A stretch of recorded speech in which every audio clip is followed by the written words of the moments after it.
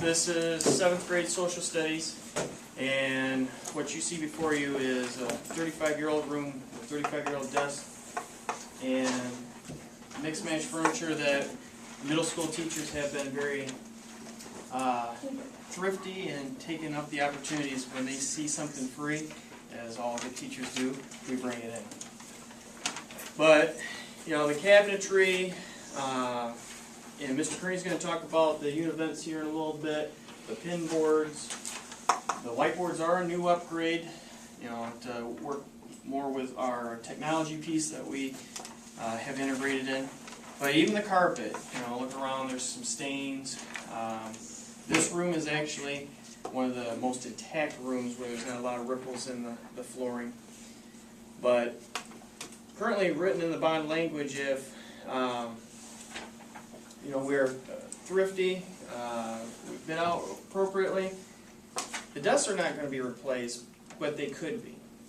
You know, if there's money left over, we could sit there and purchase newer desks.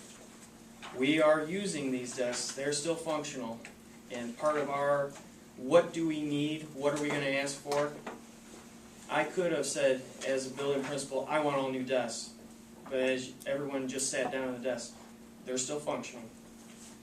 And we tried to be very frugal when we went through this whole bond process. But there are some aspects that are in this day and age for education are clearly missing. Mr. Cornick's space is being taken up by video cards that can now be mounted on the ceiling. There's so much technology that needs to be infused into daily lessons. The teaching stations of this building are 35 years old, pre-technology. Pre-computers, pre-everything. We need to upgrade that. Some of the upgrades that have occurred through the number of years, I have already wired some of the rooms, but just the space and orientation will be addressed with some of the bond initiatives. And Mr. Kearney, I think you wanted to speak toward those unit vents, correct? Sure. Again, the people that didn't get a chance to go upstairs, this is a 35-year-old train unit ventilator. It's a smaller version of what an air handler is. It's a classroom unit. Again, it's not a heating system.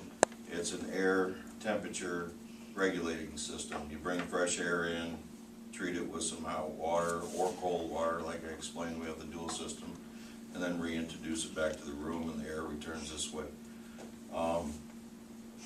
The biggest thing I can stress on this, again, it's also a copper coil in this one.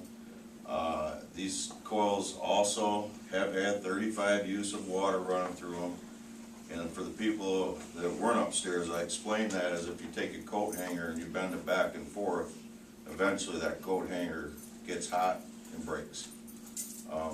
Same thing we're doing with running water through a loop like this. And that's what coils are. They hit use in each bend and go through like this, and then radiate the heat off of the fins that are on the coils. Over time, water will break down the buildup of the copper fin tubes and just will have leaks, and non-stop leaks. Again, they can be repaired.